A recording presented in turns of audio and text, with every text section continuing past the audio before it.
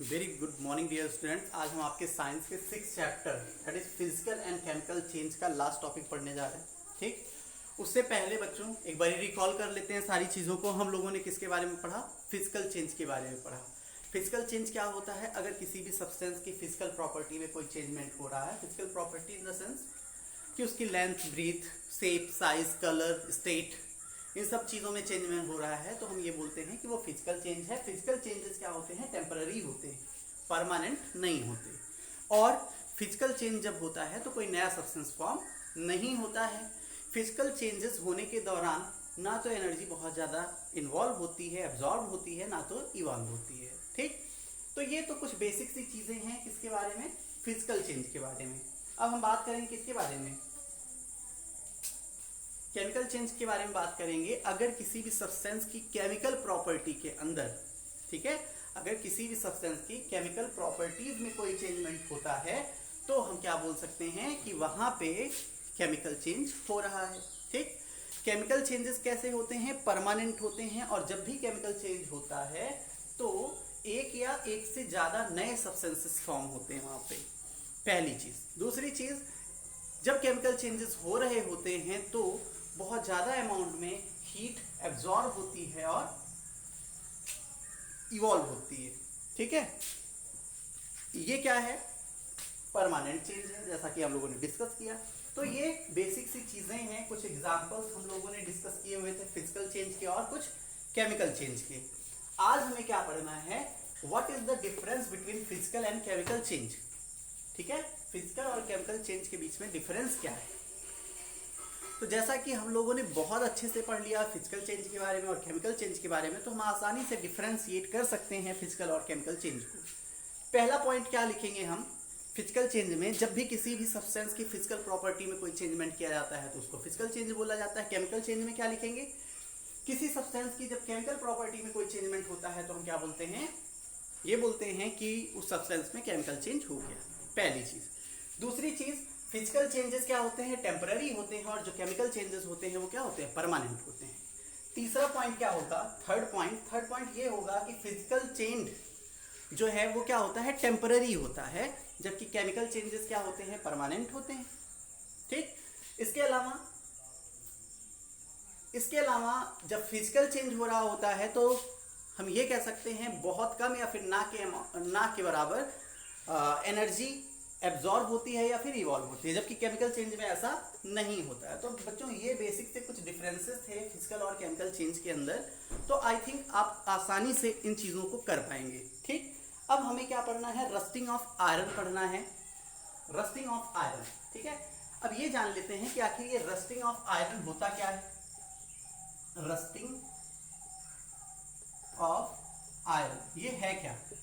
जैसा कि हम लोग जानते हैं बच्चों, कोई भी आयरन की चीज, कोई भी आयरन का आर्टिकल जब हम खरीद के लेके आते हैं तो कुछ दिनों तक तो वो अच्छे से रहता है, मीन्स साफ सुथरा रहता है। लेकिन अगर हम उसको क्या करें, एयर और मॉइस्चर में एक्सपोज करके रख दें तो धीरे धीरे उसके ऊपर एक ब्राउन कलर की लेयर डिपॉजिट होना शुरू हो जाती है, जिसको हम लोग क्या बोलते हैं? रस्ट बोलते हैं।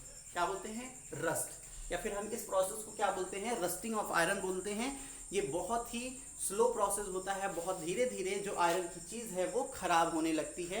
वो किसमें सारा का सारा आयरन कन्वर्ट होने लगता है? रस्ट में कन्वर्ट होने लगता है। ठीक है, इस तरह से आपकी जो आयरन की चीज है वो खराब हो जाती है और आपको काफी नुकसान झेलना पड़ता है। ठीक है, यहाँ पे ये रस्टिंग ऑफ आयरन जो है ये भी एक तरह का क्या है? केमिकल चेंज ही है। चलिए देखिए कैसे। आयरन जो है वाटर के साथ रिएक्ट करता है, क्या देता है? ऑक्सीजन देता है। और क्या देता है? आयरन ऑक्साइड देता है। आयरन ऑक्साइड देता है। ठीक है, आयरन वाटर के साथ रिएक्ट करेगा तो क्या देगा? आयरन ऑक्साइड देता है। इसको हम इस तरह से भी लिख सकते हैं। ठीक, ये आपकी रिएक्शन हो गई। तो जो ब्राउन कलर की चीज दिखती है वो क्या होती है? यही आयरन ऑक्साइड होता है, जो कि ब्राउन कलर का होता है, आयरन के ऊपर डिपॉजिट हो जाता है। अब इसकी वजह से काफी नुकसान होता है। ठीक है, और इस चीज को हम कोरोजन ऑफ आयरन भी बोलते हैं। आयरन धीरे धीरे कोरोड हो करके क्या होता है, एक दिन खत्म हो जाता है, सारा का सारा कन्वर्ट हो जाता है किसमें, रस्ट में कन्वर्ट हो जाता है।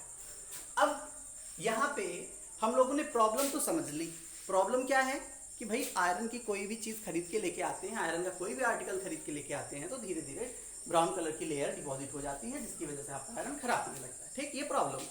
अब इसका सॉल्यूशन क्या होगा? इसका सॉल्यूशन ये होगा कि आयरन को रस्टिंग से बचाना है हमें, है ना। अब किसी भी प्रॉब्लम को सॉल्व करने से पहले हमें ये जानना होता है कि आखिर उस प्रॉब्लम का कारण क्या है, उसके पीछे का रीजन क्या है। अगर हम रीजन जान जाएंगे तो हम आराम से उसका निवारण भी कर सकते हैं, उसका सॉल्यूशन भी हम लोग कर सकते हैं। ठीक, तो कारण ये है कि आयरन जब भी मॉइस्चर, एयर की प्रेजेंस में क्या करता है, मॉइस्चर के साथ रिएक्ट करता है।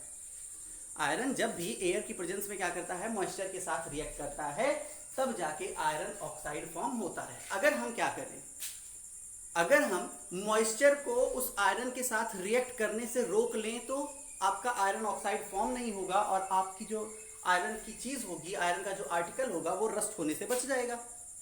तो आखिर ऐसी कौन सी चीजें हम करें कि जो आयरन है, ठीक है, जो आयरन है वो रस्ट ना हो। चलिए मान लेते हैं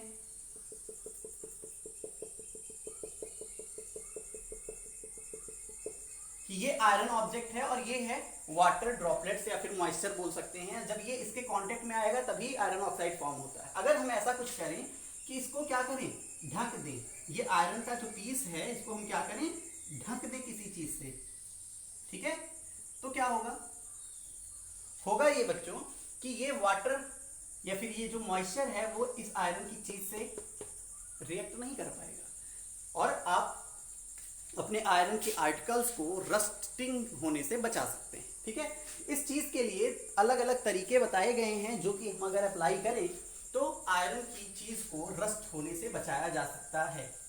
जैसे पहली चीज बताई जा रही है पेंटिंग। आपने देखा होगा बच्चों, आयरन की कोई भी चीज खरीद के आती है, चाहे वो डोर हो, विंडो हो, ठीक, रेलिंग आयरन की लगती है तो उसके ऊपर पेंट चढ़ा दिया जाता है। पेंट चढ़ाने का पर्पस दो होता है। पहली चीज तो पेंट चढ़ाने से आयरन के जो आर्टिकल्स होते हैं उसकी खूबसूरती बढ़ जाती है, बड़े अच्छे दिखने लगते हैं, रंग बिरंगे दिखने लगते हैं, पहली चीज। दूसरी चीज ये कि पेंट की एक लेयर जब डिपॉजिट हो जाती है उस आयरन के ऊपर, उस आयरन ऑब्जेक्ट के ऊपर, तो मॉइस्चर जो है उसके साथ रिएक्ट नहीं कर पाता, जिसकी वजह से आपके आयरन के जो गेट होते हैं, जो डोर होता है, विंडो होता है, रेलिंग होती है, वो सारी की सारी चीजें बच जाती हैं, पहली चीज। दूसरी चीज बोल रहे हैं अप्लाइंग लेयर ऑफ ग्रीस। अगर हम आयरन के ऑब्जेक्ट के ऊपर क्या करें, ग्रीस की एक लेयर अप्लाई कर दें तो उससे भी क्या होगा, आपका जो मॉइस्चर होगा वो आयरन के कांटेक्ट में नहीं आएगा, जिसकी वजह से आपका आयरन ऑक्साइड फॉर्म नहीं कर पाएगा और आपका जो आयरन का आर्टिकल है वो उसमें रस्टिंग होने से वो बच जाएगा, मीन्स वहां पे रस्टिंग नहीं होगी। ठीक, तो ये दो तरीके हो गए। इस तरीके से हम क्या कर सकते हैं, आयरन से बनी हुई चीजों को रस्ट होने से बचा सकते हैं। तीसरा तरीका है गैल्वेनाइजेशन। गैल्वेनाइजेशन एक ऐसा प्रोसेस है जिसमें किसी अनरिएक्टिव मेटल की कोटिंग कर दी जाती है, किसके ऊपर, आयरन के ऊपर। अनरिएक्टिव मेटल जैसे जिंक हो गया, जस्ता, ठीक, इन सब चीजों की क्या कर दी जाती है, कोटिंग करवा दी जाती है। अब जब कोटिंग करवा दी जाती है तो मॉइस्चर जिंक के साथ तो रिएक्ट करेगा नहीं, वो तो करता है आयरन के साथ। ठीक, तो मान लेते हैं ये आयरन था और इसके ऊपर एक लेयर चढ़ गई किसकी, जिंक की। अब मॉइस्चर आएगा तो आयरन के पास जाएगा या जिंक के पास जाएगा, भाई सीधी बात है, जिंक के पास आएगा। और जिंक जो है वो रिएक्ट करता नहीं है वाटर से। ठीक, इसका मतलब आपका जो आयरन है वो क्या रहेगा, सेफ रहेगा। ठीक, नेक्स्ट जो तरीका है वो क्या है, एलॉइंग। अगर आपको आयरन से बनी किसी भी चीज को रस्ट होने से बचाना है तो एक और तरीका है एलॉइंग। एलॉइंग क्या होता है, आयरन को किसी दूसरे मेटल के साथ, किसी अनरिएक्टिव मेटल के साथ क्या करते हैं, मिक्स कर देते हैं। इस प्रोसेस को क्या बोलते हैं, एलॉइंग बोलते हैं। अब इसमें कौन कौन से मेटल्स होते हैं जो कि एलॉइंग पर्पस के लिए यूज होते हैं, तो मान लेते हैं निकिल हो गया, क्रोमियम हो गया, ठीक है, निकिल, क्रोमियम, ये सारे के सारे जो मेटल्स हैं अगर उसमें आयरन की मिक्सिंग कर दें तो उसमें रस्टिंग नहीं होती है। फॉर एग्जांपल जो स्टेनलेस स्टील होता है उसमें रस्ट नहीं लगता। भाई स्टील के ही तो बर्तन होते हैं हमारे घर में, है ना। जो स्टेनलेस स्टील होता है उसमें रस्टिंग नहीं होती है, क्यों, क्योंकि वो क्या है, एक एलॉय है, किसका, आयरन और निकल का। ठीक है, आयरन और निकल का एलॉय है, इस वजह से वहाँ पे रस्टिंग नहीं होती है। तो बेसिकली हम लोगों ने यहाँ पे कुछ तरीके पढ़े जिसकी वजह से हम क्या कर सकते हैं, रस्टिंग को रोक सकते हैं या फिर खत्म कर सकते हैं पूरी तरह से। ठीक, पहला तरीका पेंटिंग, दूसरा ग्रीसिंग हो गया, तीसरा गैल्वेनाइजेशन हो गया और चौथा क्या हो गया, एलॉइंग। ठीक है, अब हम बात करते हैं किसकी, क्रिस्टलाइजेशन की। क्रिस्टलाइजेशन प्रोसेस क्या होता है, जैसा कि हम जानते हैं जो कॉमन सॉल्ट होता है वो इवेपोरेशन प्रोसेस से मिलता है हमें। भाई समुद्र का जो पानी होता है वो सन की हीट की वजह से क्या होता है, इवेपोरेट हो जाता है। उसके बाद क्या बचता है, एक पाउडरी सब्सटेंस बचता है जिसको हम बोलते हैं सॉल्ट। ठीक है, अब सॉल्ट के क्रिस्टल कैसे फॉर्म होंगे, क्योंकि उसके तो बहुत छोटे छोटे पार्टिकल्स होते हैं, मीन्स पाउडर लाइक स्ट्रक्चर होता है, तो उसके बड़े बड़े क्रिस्टल कैसे बनाएं। तो होता क्या है बच्चों कि सैचुरेटेड सोल्यूशन तैयार किया जाता है कॉमन सॉल्ट का। कॉमन सॉल्ट का सैचुरेटेड सोल्यूशन तैयार करने के बाद क्या किया जाता है, उसमें कॉमन सॉल्ट के कुछ पार्टिकल्स डाल दिए जाते हैं, जिसकी वजह से थोड़ी देर बाद क्या होता है, कुछ टाइम बाद होता ये है कि बड़े बड़े क्रिस्टल वहाँ से फॉर्म होते हैं। ठीक, और ये प्रोसेस क्या कहलाता है, क्रिस्टलाइजेशन प्रोसेस कहलाता है। ठीक है, तो इस तरह से हम लोगों ने बच्चों फिजिकल चेंज और केमिकल चेंज पूरा कवर कर लिया हुआ टॉपिक। मुझे नहीं लग रहा है कि आप लोगों को कहीं से किसी भी तरह की कोई भी दिक्कत होगी इस टॉपिक में। ठीक है, आप लोग अच्छे से रिवाइज करिएगा। रही बात एक्सरसाइज की, आप रिवाइज करने के बाद एक्सरसाइज की प्रैक्टिस करना। एक्सरसाइज मुझे पूरा विश्वास है कि आप लोग आसानी से कर ले जाएंगे। अगर नहीं कर पा रहे हैं तो कोई बात नहीं, बिल्कुल परेशान होने की जरूरत नहीं है। मैं नेक्स्ट क्लास में आप लोगों को एक्सरसाइज सॉल्व करवा दूंगा बच्चों। आज के लिए इतना ही। Thank you, have a very good day.